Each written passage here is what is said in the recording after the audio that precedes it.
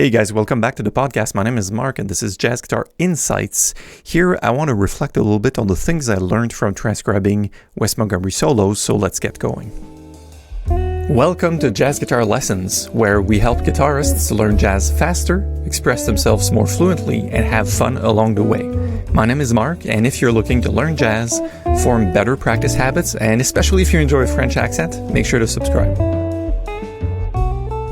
So back then when I started to transcribe and really learn jazz guitar, of course I've been told you got to learn some Wes Montgomery stuff.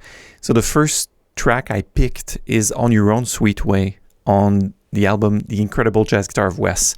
And one of the main reasons I picked it was because it was the slowest tempo on the record. It's really beautiful, nice chord melody. And then he launches into lines, and often it goes to double time lines as well, which is a solo that I didn't expect to be as intricate. And the second transcription I'd done, and that's, probably about 20 years ago, is No Blues, which is the first track on Live at the Half Note with the Wynton Kelly Trio. So it's just a blues in F, right?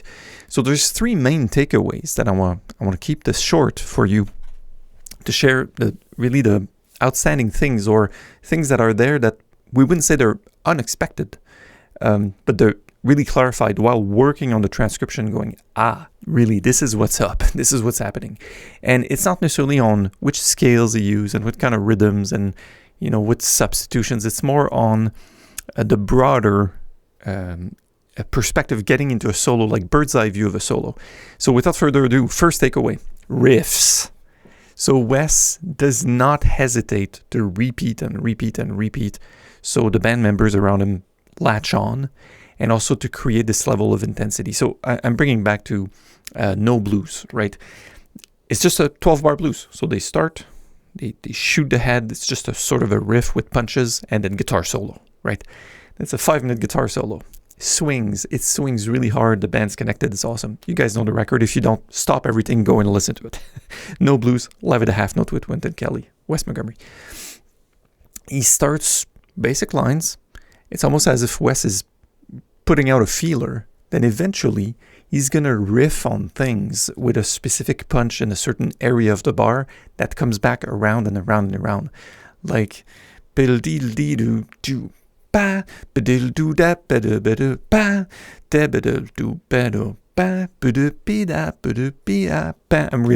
a really poor singing of this, but you hear the pa is something that Wes is expecting and waiting for the band to latch onto.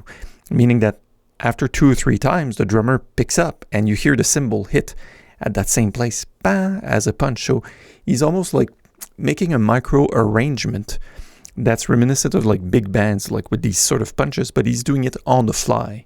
So first takeaway, riff and repetitions. And the purpose of this, I think, and like subconsciously, Wes is raising the intensity, going like, let me play a few lines, let me put out a feeler, and then let's get into that riff together so we can ride that wave and just increase the intensity 1 notch. All right, good.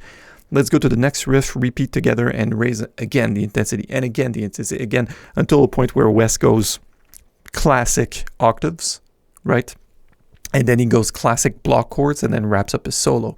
So the riff and the repetition is really a good, it's like a clay, or it's like the Play-Doh, which he can assemble as bricks of a solo to build a solid foundation. Hey everyone, just a quick break here. If you're loving this episode and you want to elevate your own jazz guitar skills, reach out to us. We've guided thousands of guitarists in becoming accomplished jazzers beyond their wildest dreams. So check the link in the description or visit jazzguitarlessons.net to get started today. Okay, now back to the episode. Takeaway number 2. I wrote down that No Blues solo in part, and the main takeaway is like, wow, there's so much rest. The rests are clear and they come at the end of the phrases, and Wes has the chops to play forever and to continue on playing, but the placement of the silences frame his musical ideas super well. And I would dare to say that it's because of these rests and silences and the way they're put at the areas in which they are in the solo that makes the lines stand out, basically. So that's the takeaway. It's just like, man, play a line, finish that sentence with a period, start the next sentence with a capital letter, make sure the spacing is good. it gives the band and the audience the time to digest the previous line, like emotionally digest the meaning of the previous lines and riffs. Good. Third takeaway. It's about blues vocabulary. So there's a good book by Dan Greenblatt. It's on Shure Music. It's called The Blues Scales, or The Blues Scale. Blues Scales, plural, I think. You can get the PDF. I'm not affiliated, but it's a good book that shows some lines and how to do major blues versus minor blues and how to have other stuff within your blues lines. So what fascinated me with the No Blues Solo by Wes specifically is the use of extending of blues scale. So I thought like, oh, you're playing on blues scale, you're playing on blues scale. Or you're playing Mixolydian or Dorian or altered or modes, that's that. But I think Wes is just blending them seamlessly, meaning that a line may start with a Mixolydian thing, a dominant chord, he's playing part of an arpeggio. So of course he's really making the change, but that line may transition into a blues lick. Or vice versa. It may start out as a blues lick and then he's fully making the changes and resolving to the third and using the flat nine of a chord or whatever. So he's using blues traditional vocabulary but extending it. I think that's what bebop is known for as well, right? Just to be able to, yes, spell changes very plainly, almost in a classical music manner, at the same time have the raunchy blues licks and the things that are really catchy and cliche. So that's it. So those are the main three takeaways. To recap: riffs and repetition, and the clear rest and beginning end of phrases, and the blues scales mixed up with other modes and materials. Fantastic. So just a quick call to action to you guys. Try transcribing. I just had a talk yesterday with a gentleman who's transcribing Grant Green. And this is fantastic, not just for the notes and the arpeggios and the positions and the technique, but also for the approach. Like, how does Grant Green or Jim Hall or Pat Metheny gets into that improv? And we take away way more than the notes. As you can see, this was a topic of this short podcast, which is basically a monologue, which is, hey guys, this is what I found out. And it is pretty cool.